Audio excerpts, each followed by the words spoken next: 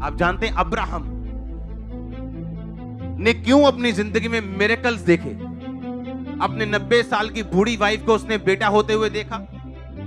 Bible कहती वो अमीर इंसान था, खुदा ने उसको आशीषित किया था और सब कुछ अब्राहम के पास था।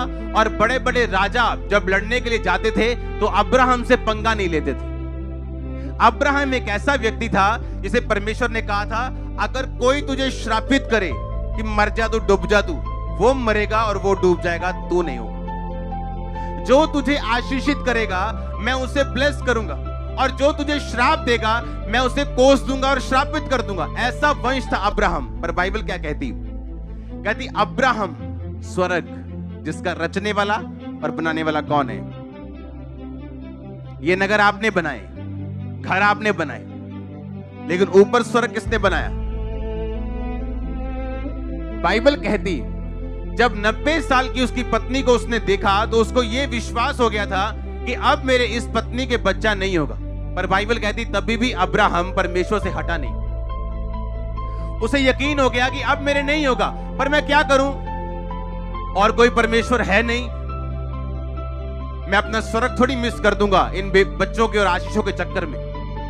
तो बाइबल कहती उसका ध्यान स्वर्ग यरूशलेम की ओर हो गया। कहता वो अब उस स्थिर रहने वाले नगर की बाट जोता था जिसका रचने वाला और बनाने वाला कौन है? परमेश्वर। यानी जब एक विश्वासी अपने उद्धार को प्रथम स्थान पे रख लेगा, अगर मेरा ध्यान उस स्वर्गीय नगर की ओर है, स्वर्ग की ओर है, तो बाइबल कहती है मैं अपने दुनिया के ट्रबल्स की परवाह नहीं करूंगा। और जब ये परमेश्वर देख लेगा कि इसका ध्यान अपने साल्वेशन मेंटेन करने की तरफ है, वो आपको वो सब कुछ देगा जो आपको चाहिए। आप समझ रहे मेरी बात?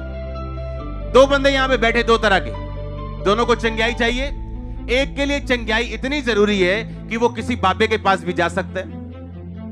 डॉक्टर्स के पास जाना बुरी बात नहीं, डॉक्टर के पास जाना आपकी साल्वेशन खत्म नहीं करता, क्योंकि डॉक्टर्स परमेश्वर ने खड़े किए। लेकिन कोई ऐसे लोग भी जो कहते हैं, आगे बोले बहन जी आप बाबा बहुत ही सियाना एक करी चलो मेरे। बहन जी उन सोच रही है बैठी, चलो चंगे होके जाना थे चर्च ही। आप समझ रहे क्या? और एक बंदा ऐसा बैठा जो बोला मैं मर जाऊंगा, लुट जाऊंगा, पर बाबे के पास नहीं। आप समझ रहे हैं?